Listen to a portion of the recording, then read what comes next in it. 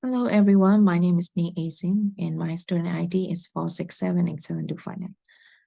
This is my assignment 3 of Big Data Technologies, and there are 5 tasks in this assignment.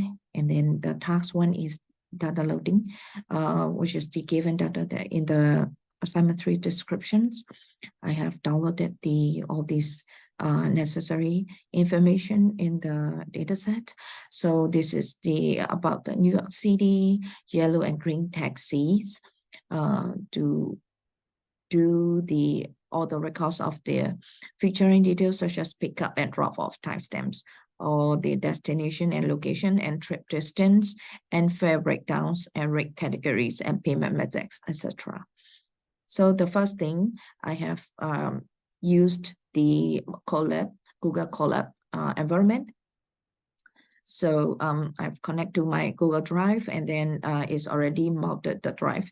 And there are 3 months that in the description, January, March, and June. So all this data set has been loaded in this environment. So after this, I have shown the January summary, which is all the data set statistics, and followed by March and June, right? Next, I move on to the analysis of trend, which is the monthly trip volume to compare among these 3 months in the trends. So the first one is comparison of trip volume. The trips are followed by those amounts. And then this is the graph that I have for the volume. So the highest one in this graph is March. Next, calculating the average trip distance for each month. This is the result. And then among these 3 of the result, the highest one is June. Next, I'm doing investigating the average fare amount of variation among those months. So, which is after those steps that I've done, and this is the result that I have. And all the result of 3 months, June is the highest one, obviously. So next is the tips, trumps, and harm tipping amount changes. So after done these steps of the 3 months, this is the result of the comparison. So within this 3, June is still highest one. Next step is to calculate the total count of each payment type individually. So I have done with the payment type and the comparison with the graph. This is the count, and this is the payment type. So credit card is the most highest one, and cash followed by the others payment type. And then you can see this is the June, March, and January. So among all these 3 credit card amount, March is the highest one. And followed by the task 2, which is the data exploration and pre-processing. First one is to check the missing values in the dataset. So I have loaded the taxi zone lookup table. After this, I have done these steps. And then this is the vendor ID, and then it's given all the data set, which is 5 rows and 21 columns, and followed by I have filter out the generate missing values. So those are the missing values that we have, which is total 7. And then handling all this missing value to filter it out and then sort it out. After this, check for the missing value again to confirm the changes. So there's no more. And followed by the identify and discuss about the noisy values in 2 columns. So these are the steps that I've used. Use the threshold method, and these are the columns that I'm going to have the noise level, trip distance, and store and forward flag. After done these steps, it finds and report the 2 columns in the data frame, which is based on the January dataset using the threshold method. So the noise in dataset to values that are inconsistent. So this is the total dataset amount of the noise values, sorry. And then these are the number of noise values in the column. Those are the categories. So next, identify and explain correlations between two columns. So these are the steps that I've done for the result. So the correlation is 0.98. The outcome is the total amount and fair amount columns, and then is expected to be the basic cost of taxi drive, when fair amount represent the basic cost of the taxi drive, and total amount comprise multiple charges, including the fare. So the strong correlation suggests an increase of the fare amounts is likely to result a corresponding increase in the total amount consistent with the common structure of the taxi fare. Move on to the task 3, featureization. First one is to create a feature and indicate whether the trip is rush hour.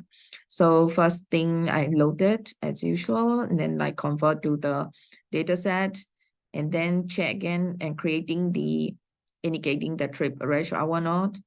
So this is the step that I've done so far, and then I create the feature of the complexity of the trip, which is the question about the assignment 3 description.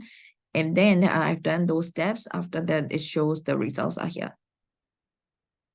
And okay, to calculate the pickup and drop off.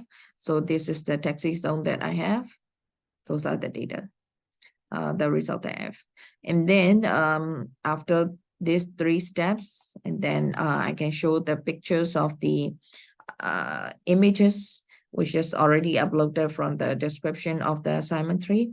5 maps, which is those are the names, Queens, Manhattan, etc. And then after using those steps to upload it into this environment, and it should visualize to look up to the pickup frequency, which is the darker the color, the higher the value. So 160,000 from the 0. So the darker the color is, the highest the value. Same goes to the next one, is the drop-off frequency. So that this is the highest area. And followed by the task 4, which is the data analysis, rank the vendors by popularity. So after using these steps, and then vendor ID 2 and the 1 count of tricks. So these 2 are the highest rank of the popularity. So the peak hour travels, I used to come up with the plot, which is the graph. And so these are peak hours travel time, and then count of trips and time of the day. So this is within 24 hours. And then as you can see, the highest one in this graph is the 6 p.m. in the evening. So after these steps, I can see the 6 p.m. how many trips has been recorded, and then followed by the average distance trips or weekdays and the weekends. So this is the weekdays amount and weekend amount, 3.47 and 4.11. And this is the average of the number of passengers on the weekdays and the weekends. So this is the record that I have, 1.32 and 1.43 for the weekends and the weekdays. And this is differ about the tips. So this is the amount that I have done so far, 0.59. So last one is the correlation between the fare amount and number of passengers. So after then all these steps, and then I got this result, which is nearly 0. So the last part is the task 5, the conclusion. I want to highlight the key findings of data analysis. The facts are the ranking vendors by the popularity, which is just mentioned in the vendor ID 2 and the 1. And peak travel hours, so which is 6 p.m. in the evening, and then this is the trips recorded. And then average trip distance on weekdays and weekend, which is also the earlier mentioned, that is we have got it in the data set. So 3.74 for the weekdays and 4.11 mile for the weekends, because it may be long travel on the weekends. Average passenger count on the weekdays and weekend is the same thing that I've mentioned earlier above, which is the 1.32 for the weekdays and 1.43 for the weekends. Fare amount and tip amounts is the same thing, that there is approximately 0.59, and the last one, passenger count, is the approximately 0. So the follow by reflect on any challenges that I face is basically I choose 3 things to talk about this, sorting out the data set.